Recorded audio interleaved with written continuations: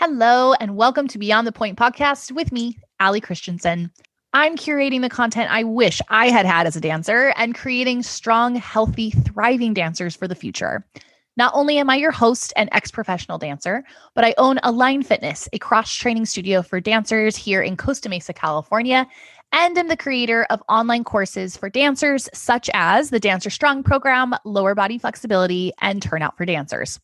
This week, I had the pleasure of not only speaking with one dance professional, but two. And I'm very excited for you guys to listen to this amazing set of ladies who have teamed up to assist dancers and their parents to navigate the dance world a little bit better. So as you listen into our conversation, what I want you to know beforehand is that these two ladies have dedicated their lives to working with the family unit, to educating both the children and the parents when it comes to the nutrition and the mental health that's associated with it. They have decided to put together a resilient dancer program that is specific for dancers and their parents. And this is something that is missing in the dance world, and it's so vital. One of the biggest things that I run into when I work with younger dancers is how the parent ties into the information that they're getting. There's absolutely a fine line between a parent being nothing involved and then being overly involved. And it's a hard line to walk and to know what's best in general and for your dancer and for your family. But these two ladies, both being mothers, being in the dance world, working with athletes and young people, have put together an amazing program and philosophy that includes both sides of this. So I'm going to keep this introduction sweet. I want you guys to get right into the meat of the information here and to hear what these two amazing ladies are doing for the dance world. Hi, Amy. Hi, Lisa. Welcome to the podcast. I'm so excited to have both of you here. Thanks, Allie. It's really such a pleasure to be here. Yeah, thank you. We're excited to be here. Yay. Well, I am so excited to hear a little bit more about how the two of you have come into each other's lives and created such amazing resources for dancers, which we will absolutely get to.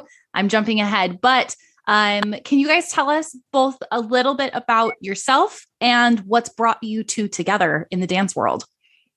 Whoa, Loaded question.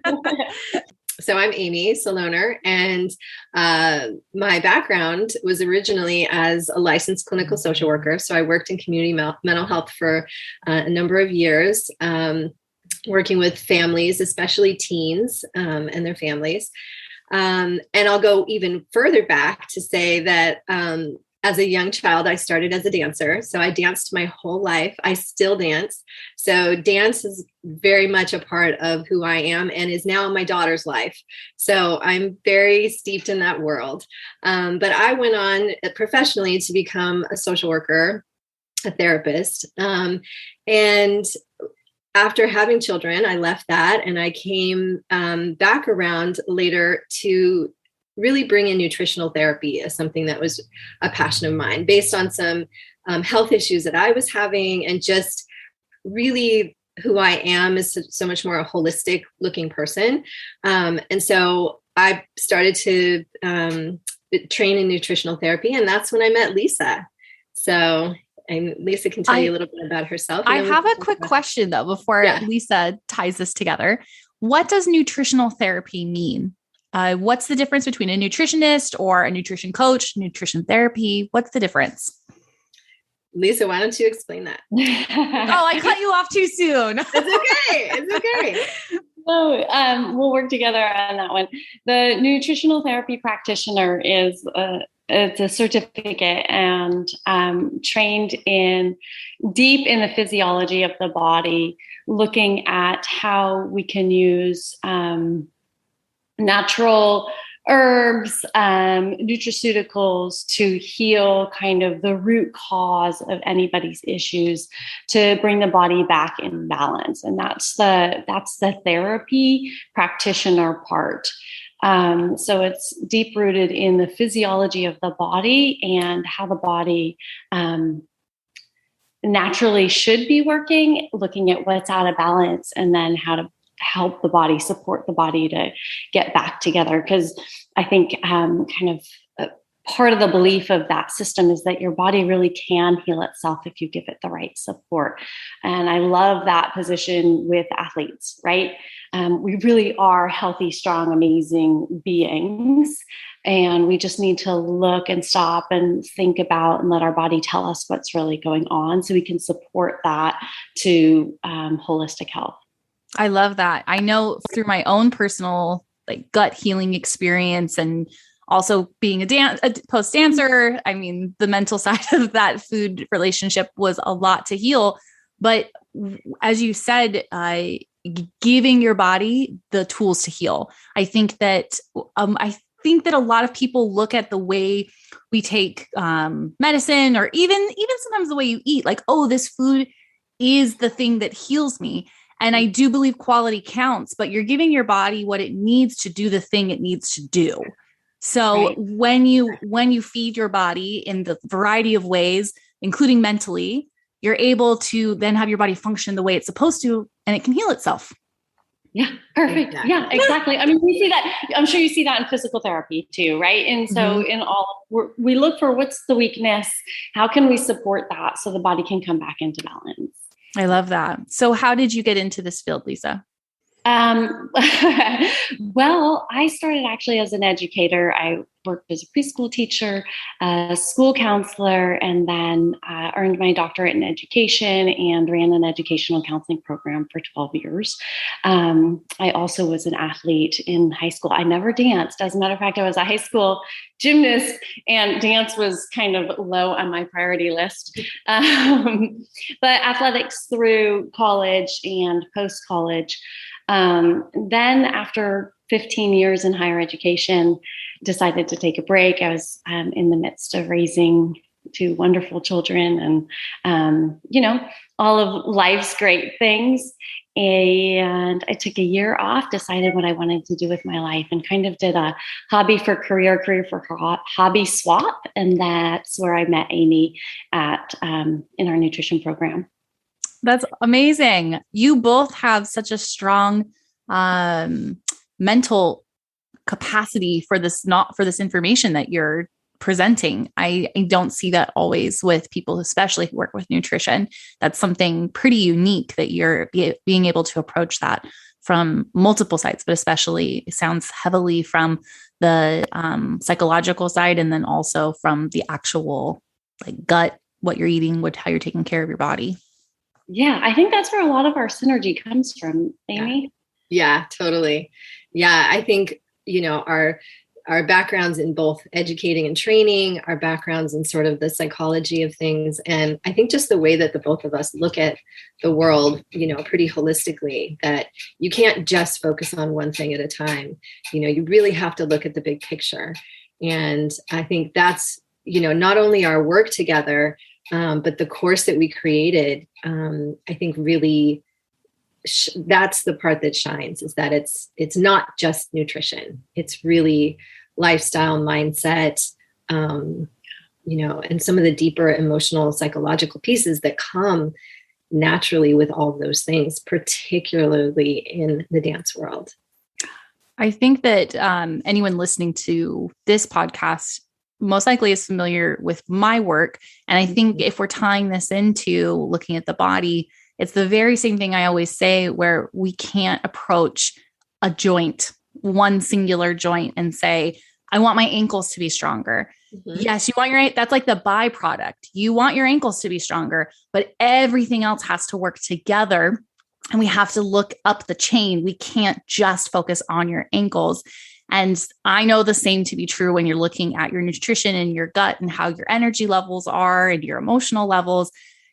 It would be really nice to say, I'm just focusing on this one aspect of my body, but it's not possible. And I know when I've singled out things in the past, especially when I was younger, big one was like cutting certain food groups. Oh, if I just cut this, or if I just do that, then I'm going to be wonderful. I'm going to feel great. This is going to work. And it never worked. It wasn't until I started looking at my mental, my physical, my emotional, all coming together. And I actually found someone, I wish I'd found you guys earlier, but found someone, similar, that was like, you can't just focus on the nutrition. You have to calm your mental state. You have to make your hormones, the responses in your body, the triggers in life. These all have to come synergistically together before you're going to start seeing the healing you're asking for inside of your body. Exactly. Agreed. Yeah. Oh, that's so wonderful. So, Amy, I know you have a daughter who dances. Lisa, you said you have 2 children. What do your children do as extracurricular activities? Yeah, I have 2 boys. So one is a little bit more of the extreme sports. He's currently racing cars. Oh, that sounds exciting. Yeah, we've done everything through BMX and extreme skiing to, here we are. Oh my gosh. And my other one is more the traditional sports player. So he's currently entrenched in the baseball world. Mm-hmm. Mm-hmm. So you both have the experience of taking children, teenagers through that challenging time in life where they're growing and changing and maybe not being their best selves and trying to make their performance the best that they possibly can be. Right. Yeah. And also I think what continues to be valuable is understanding as a parent, we need support from others in speaking to our children, even if we're saying the same thing. Yes. I've had so many parents when I teach a class on nutrition to dancers that they'll say to me, I have been telling them that for years. And now they're doing it because you told me. I'm not a magic person. I'm just not their parent. And, it's really that, it's not, the parents need support and the kids need to hear somebody as a mentor, as a adult who understands their sport or their activity, but also is saying the things as an adult to them to hold a framework.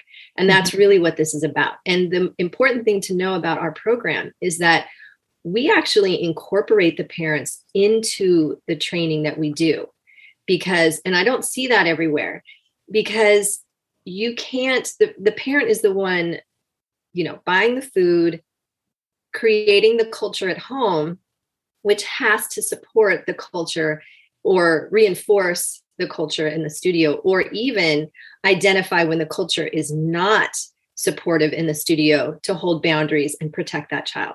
So you have to include the parents in these conversations. They're not there for everything, but they are learning and understanding right along with them what's going on. Oh, absolutely. There's so many times that I've had parents say to me, the first thing they say when they see me is, I'm not a dancer. I don't know anything. Their eyes get really big and they put their hands in the air and they shake their head. And I get it, because the dance world is so unique. It's so different, that it's treated so differently than other athletic areas, especially for children. Mm-hmm. The way they train, the knowledge they get, the lack of knowledge that they get is very different than even in a high school setting for like baseball or soccer or football. So the parents coming in and right away saying, I don't know, is always very helpful to me.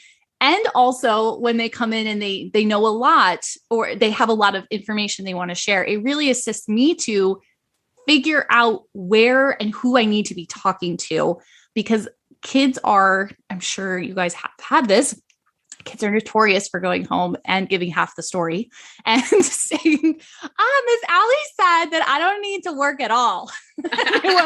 What I said was, please don't sit in your splits for 10 minutes, so I'm sure that you get that on your side as well. And having the parents tied in, having my parents tied into what I was doing training and knowing what the expectations were was so helpful. I love that you guys are creating a program for young dancers, not only centered around mental and physical, but also pulling in their support systems. Yeah.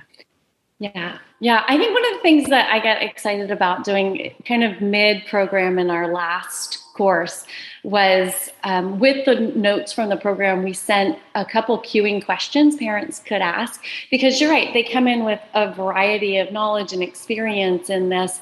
And we wanted the girls to be able to share what they were experiencing. And so some cueing questions to the parents to follow up, because we wanted them involved. And, as a parent, there's days where I have a million questions, and there's days where I feel like, oh gosh, I probably shouldn't ask anything, and I don't. And, we don't know what's right half the time. So to cue them in and have the girls talk about their experience in the class, I think address that connection even more, or established even more of a connection. Yeah.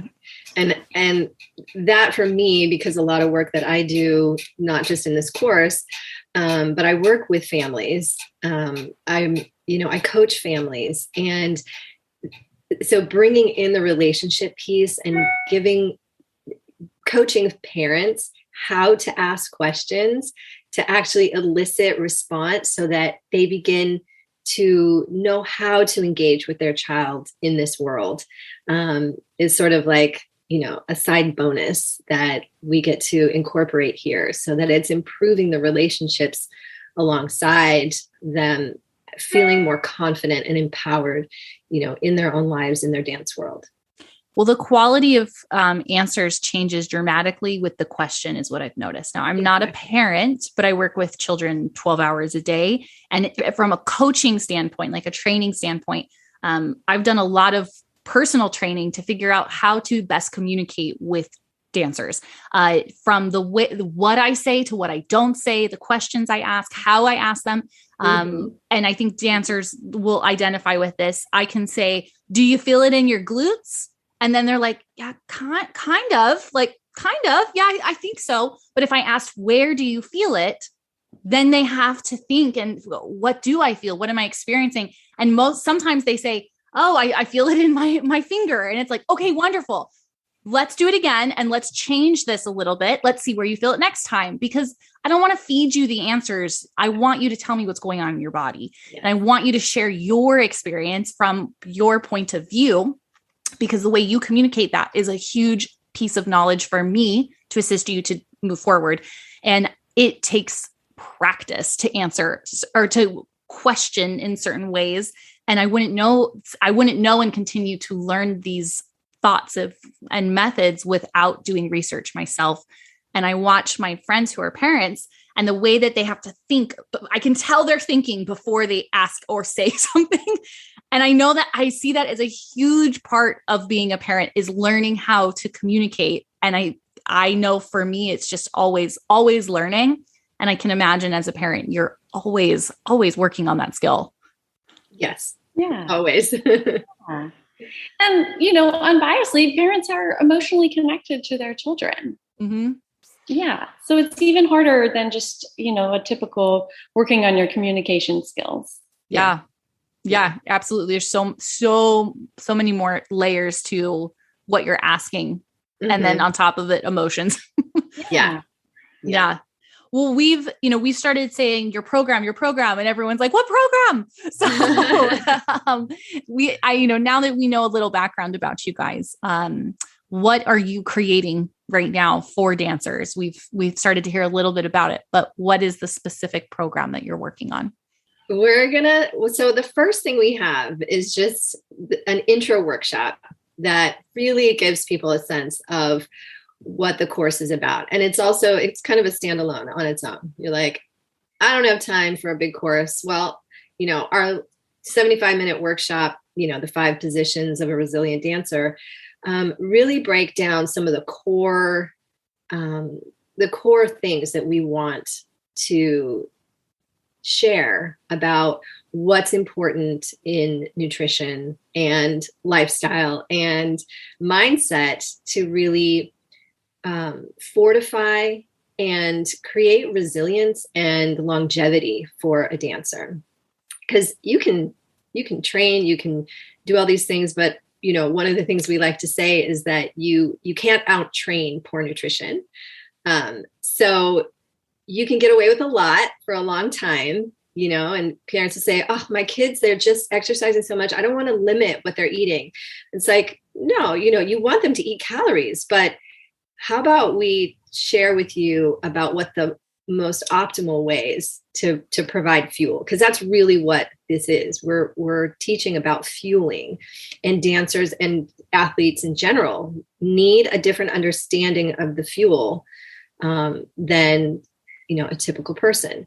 So we're teaching about fueling, but we're also teaching about self-care and about mindset and about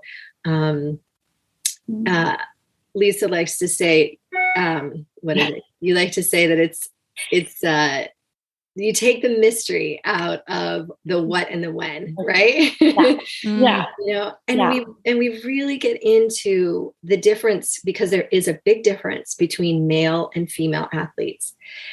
We have different cycles, we have different bodies, we have different needs at different times of the month that are really important. And this needs to be shared with our dancers, because there's a mindset of just keep pushing through and doing everything. And there's an expectation, both from teachers and the world, that you can't stop. You just have to keep going. And we actually talk about the hard stuff too. We talk about, not in the first class, but we do get into more of the emotional things and the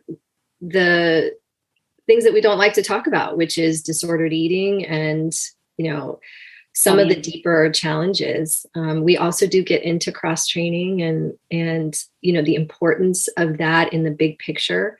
So the workshop itself is just 75 minutes. It really allows people to just get to know us, hear sort of some of the main, topics that we're talking about. But the course itself is a 7-week course, or seven sections that we get into, and each week builds on each other to create this holistic picture of what it means to really fortify yourself for the road ahead. Yes, that. That is what we do. And we focus a lot on bio-individuality. So how every person is individual, and we can group ourselves, and we can, say we're similar in different ways. So I've studied a lot since graduating the program with Amy on specific sports nutrition, performance nutrition, and then more specifically for women. And I think that's where we started getting really excited about how our work was coming back together, and reached out to each other. As the science on what women need is growing, and it's getting stronger and stronger. And there's more women in science studying us. It's harder to study female physiology than it is to study male physiology, because we change a lot. So that messes up a lot of science.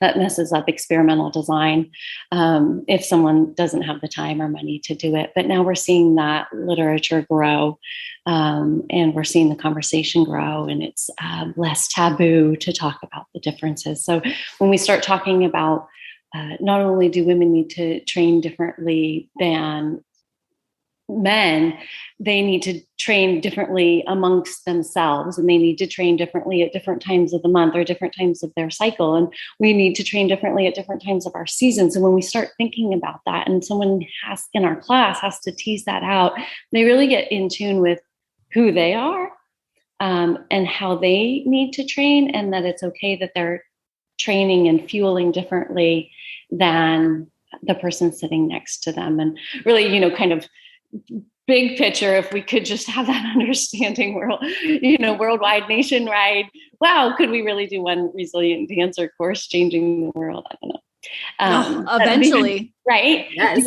The idea that one can focus on what they need, get in tune with that, how they're going to fuel, and how that's different from the person sitting next to them, really puts them heads and shoulders ahead in kind of their dance career. Yeah, that's amazing. I always say if I could be organized enough, which I'm not going to do this, but we could create a dance studio that incorporates all of this knowledge, like rest days and nutrition and the mental side and the cross training and the dance teachers that are looking at anatomy. Oh my gosh. Right? It would be amazing. Oh my gosh. I do not want to own a dance studio though. So yeah, but it would be amazing to have this knowledge be a foundation for studios, for teachers, for parents to understand and be able to assist their dancer to hold strong to that, because it can be challenging for, especially we're talking specifically about young dancers, but for anyone to say, no, I know my body, and kids don't know their bodies yet. I'm barely learning my body and I'm 31, it still is shocking me sometimes. So I think for a kid to stand up and say, I know my body, this is what I need right now, does not happen almost ever. And that is a spot where the parents have to be the parent and say, I'm going to assist you to do this. And then that's where that parent has to have that knowledge that you guys are providing as well. Yeah. And we really, this isn't like, the class isn't, just a bunch of content, and you learn all this stuff and then, what do you do with it? We've really tried to design it as well so that the dancers really embody the information, because that's how we really learn, right? We're providing content, but then we're spending a lot of time in class looking at their food journals and creating meal plans. And we bring in snacks that relate to the thing that we're, learning about. And sometimes they get to make things. And we really try to make it as interactive and, again, embodied as much as possible so that they're putting into practice every week. It builds on each other. This foundation of how am I, really understanding myself. And that's just no matter what. In the work that I do with teens and families, it's all about, how is that teen really knowing who they are and what's important to them and putting themselves out in the world, in a good way. And this is a way for them to have a clear sense of who they are and what they need, and to be able to communicate that. Yeah, absolutely. That's amazing. Now you guys are doing this workshop. It sounds like in person. I mean, you guys are, I assume both of you are in San Diego. We are both in San Diego. We're actually going to do the workshop online. So yay, wonderful. Yes, so that people anywhere can really get a sense, because although we do really like to do our workshops in person, we would love to talk with studios and, dance organizations and companies to, have us help work with cohorts, because I think that small group of dancers of really, creating this bond around this knowledge and this little support group to help each other is really powerful. But we also know that, it's not always easy to fit that in, and that really we want to make it accessible to as many people as possible. So our next course will be online too. I think that's wonderful. I mean, it's the way we're going, and it's, as far as the world, but the information, I can't tell you how many dancers reach out to me from other countries, from different parts of the United States, and say, we don't have this information available to us locally. I don't have so-and-so right here in my town that can come in and do this. So having someone who can be reached this way, Zoom, amazing, but, online courses, you really are going to be able to touch so many studios and dancers that would not happen if, San Diego would be awesome. You'll have a nice circle of amazingly mentally healthy dancers, but we want to expand that circle farther. You guys see that this turns into your 7-week program. So I want everyone to be clear on what's happening here. You can come and do a single workshop with you guys, get a sense of what you both have to offer, how the program's put together. And then you have the opportunity to step into your resilient dancer? I think I'm saying the wrong name. No, that's right. There's a dancer program. Wonderful. Program. Yeah. And this is the 7-week program. And I really, really, really love the layout and the idea that you give dancers time to practice, because homework is where the magic happens. It is never in the 1 hour that you spend with a practitioner. It's never there. It is in the repetition and the failures and the successes that happen outside of that 1 hour. And then being able to come back and talk about it. That's something that my dancers, we do every single week. They get new homework. They have a new feeling. We come back and say, how did it go? And they say, it didn't go well at all, or it was amazing, or this worked, or that didn't work. And then I'm able to assist them to tailor the next week. And by the time we get towards the end of our time together, they're so practiced at it sounds mean, but failing. And that's what happens is we figure out, oh, this did not go the way that I meant it to. I didn't get my workout in. I ate something that made me feel sick, or whatever it is. And you then have the skill to just move forward and make a better decision next time. Right. Or even that's a win, right? Now, you know. Yeah, it is. It absolutely is. Okay, check. You didn't die, but you felt lousy. What are you going to do next time? Right. So, yeah. I do want to point out the foundation workshop. It's 75 minutes. So we get into the content, but as you said, it's not until the course where they're actually practicing it. They practice it during the time we're together, and then they practice it for the time afterwards, the week afterwards. Yeah. So it's that learning theory, exchange theory, all of that kind of bundled up into how to make sure people are successful in adopting this new information. Because it doesn't matter what we say if it just doesn't get adopted. That's true. That's very true. Very true. And that's why they all set their own personal goals. You know, we support them in their own personal goals. Everybody's is different, you know, and that's how we do it. We really focus on both universal ideas, but with an individual perspective and Amy, execution. You're in the studio with your daughter. You're in the studio with yourself. What are what's one thing that springs to mind that you see kind of from your professional standpoint that you're like, this is something I'd really like to change in the way that maybe your daughter or other studios, because I'm not trying to call a certain place out, but pretty much what happens in one studio is happening in all. So, you know, what's something that you're seeing that has pushed you to work with Lisa and say, I want to change this in the dance world? Yeah. So what I'm seeing and what led our studio, I was so grateful that our studio was so open, you know, and we happen to have it's a very positive, body positive culture at the studio where I'm at. And that's one of the reasons I have my daughter there, because I understand, I've been in this world a long time to know that not every place is body positive. But what I have been seeing is, you know, I see what the kids are eating for snack, especially the kids who are there for many hours a day. I see what they're eating. And I'm also seeing a lot of injuries, you know, a lot of repetitive use injuries, but also they're having trouble recovering and coming back. So when I see what they're eating and I see, you know, how they're pushing the mindset of like, I can't miss, I can't not do this, you know, that's what I'm seeing. And it breaks my heart. You know, these dancers are so talented, and yet their career, because of some of their mindset and some of, you know, their fueling practices are not supporting their healing and recovery. Absolutely. It happens on multiple sides for practitioners like yourself, where I think you see what you can offer a dancer or a client.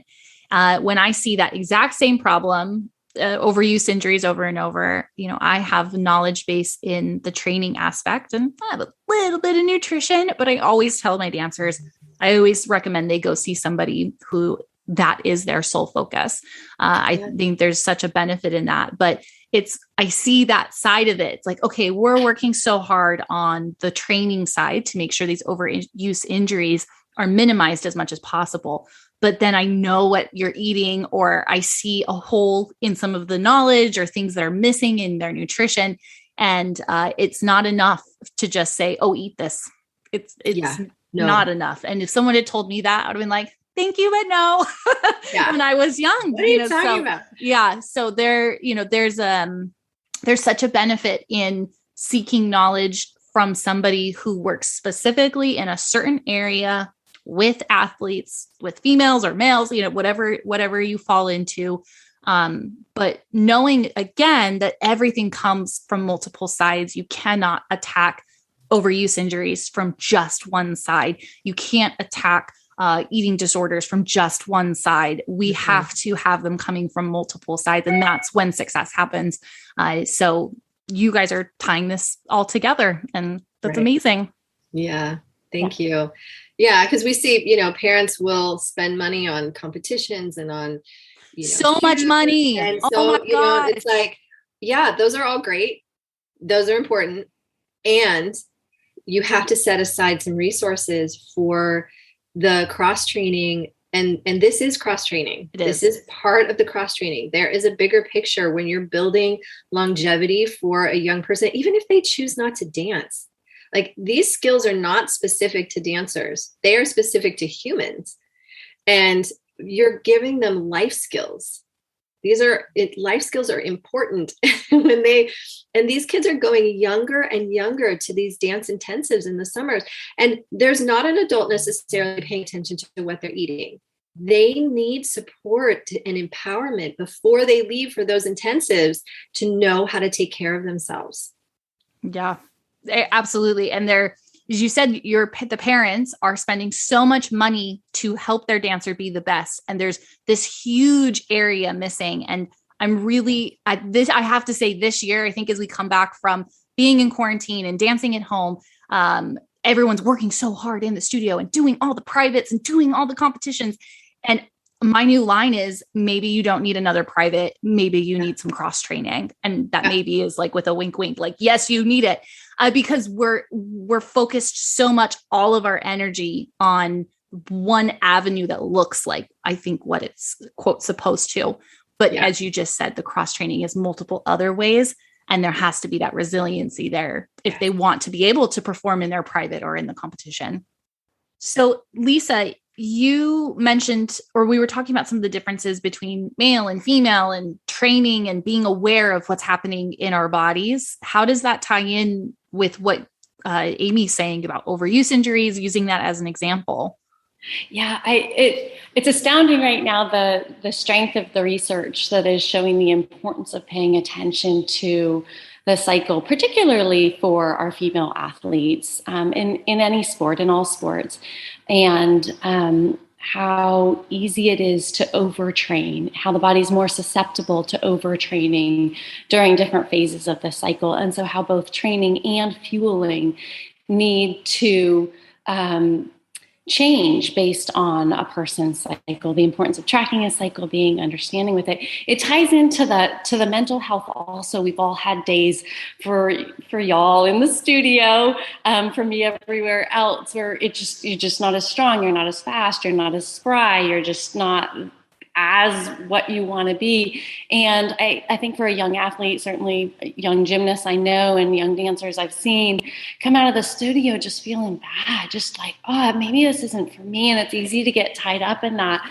And so much of that is really, we can blame our hormones, but we don't have to blame anyone if we can understand what's going on. It gives us like all right, maybe this is just the way it's going to be this week, and I need to really work on my form, not my power, or I need to make sure that I'm fueling slightly differently because I have a huge performance coming up this week, and that's not the optimal week for me based on my physiology because of my hormones, but I can mitigate all of that based on how I fuel.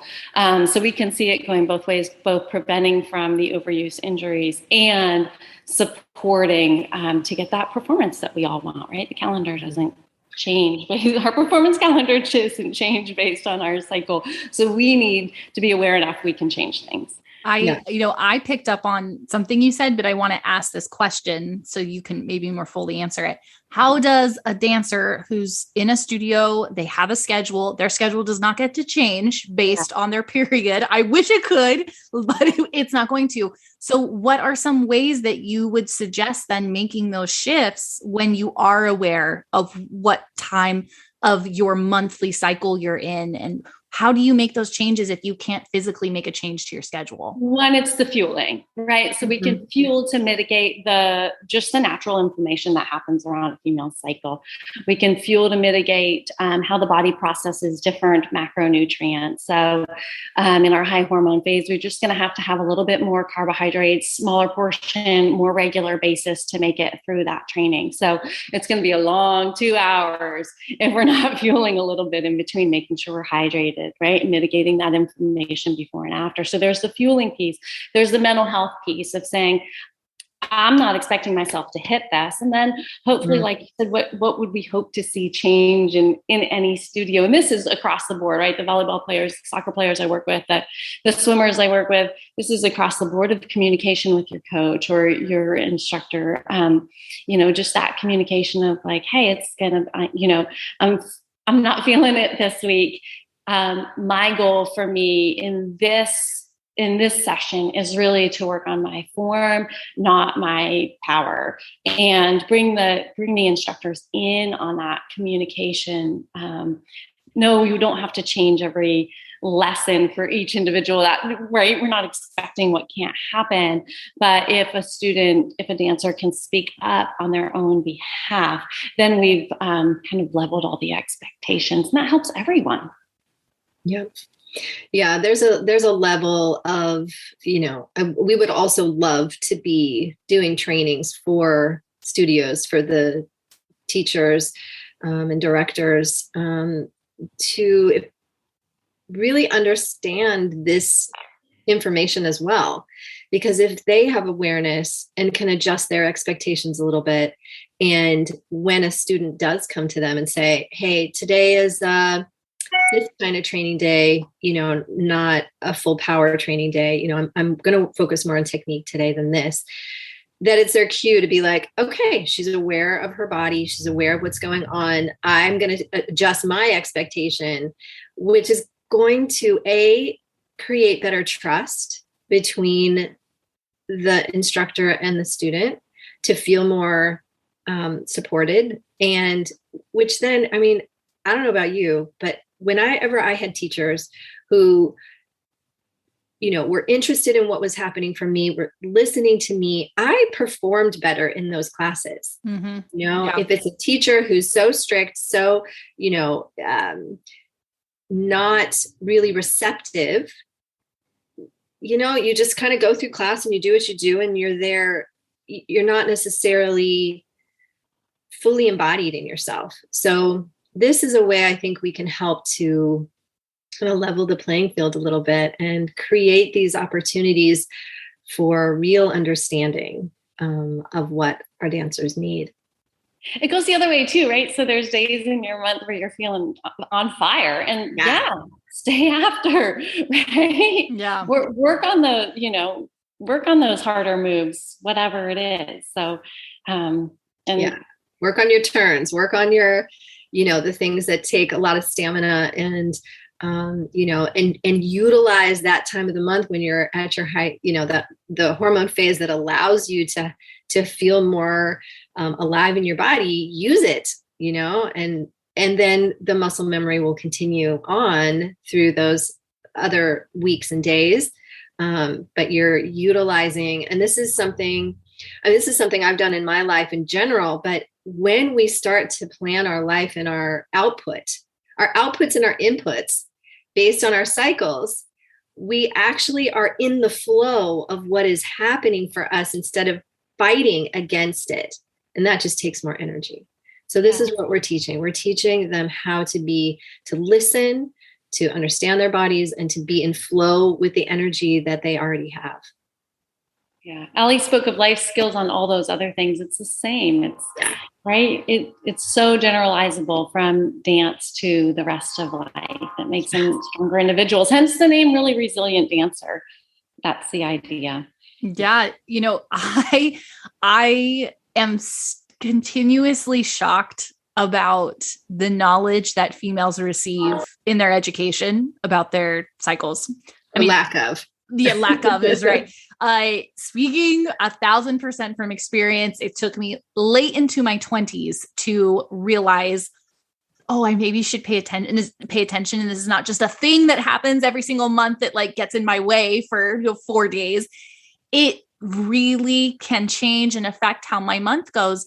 And speaking my own experience, I didn't really experience severe PMS or kind of some of those mood swings that some people have. So I thought, no, I'm a lucky person. I just have in my mind this like kind of like flat line of like everything's the same. And when I started to tie in and realize what was happening, what my body felt like, what my nutrition needed, what my skin needed, what my energy needed. I can't say I'm the best at it. And I love, Amy, the idea of like looking at your month and saying like, this is where I'm going to go up and down. And this, I'm going to focus on this during this time. I'm going to try that. But when I figured that out, that, I actually do experience these ups and downs and twists and turns, and I could use these to my advantage, that they're not a disadvantage. They're absolutely my advantage when I know the knowledge.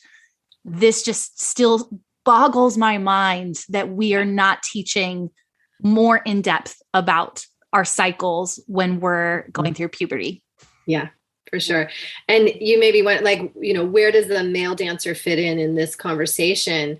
And I just want to say too, that, when we have males in the class, it's not, we don't want it to be embarrassing for them. We're not talking specifically about what one person is going through, but when they can also understand what is happening and that they have different needs. So we do talk about, what the male needs are for fueling and nutrition and those kinds of things, but that it's different. And for the male partner to be able to understand and support the female during those times too. It's the understanding.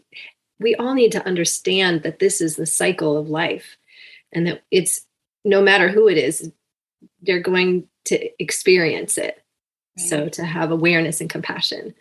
The male hormones are just as affected by overtraining or relative energy deficiency, as we speak to it now, as the females are. And you want to talk about a group of people that don't want to talk about a loss or a decline in hormone production. So it's just as important for them. It's a slightly different conversation, but as Amy spoke to, it's vital, especially if you're in a studio together, if you're working as partners together, you're working kind of on the same team to understand everyone's going through their own thing and they can identify it and work together through it.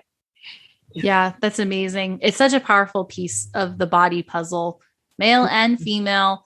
I have done a little tiny bit of research in looking at your heart rate variability when you train.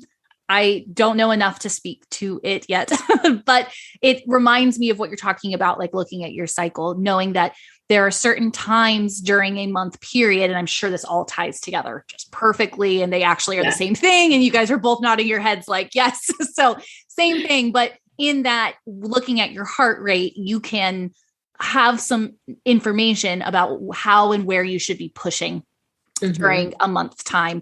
And it makes me really excited personally to now look at this and tie it a little bit more into like a hormonal cycle, not just an actual heartbeat. Yeah. And heart rate variability can relate to as well, like anxiety and those kinds of things. So it's all about mindset, right? So when you can understand and train your heart rate variability to be at the level that you need it for the activity that you're doing so that you're congruent with what you need, that's the training, really. Yeah. Yeah. It all comes back. Can't isolate one thing. We have to look at everything together. I am very excited for everyone to look at your program.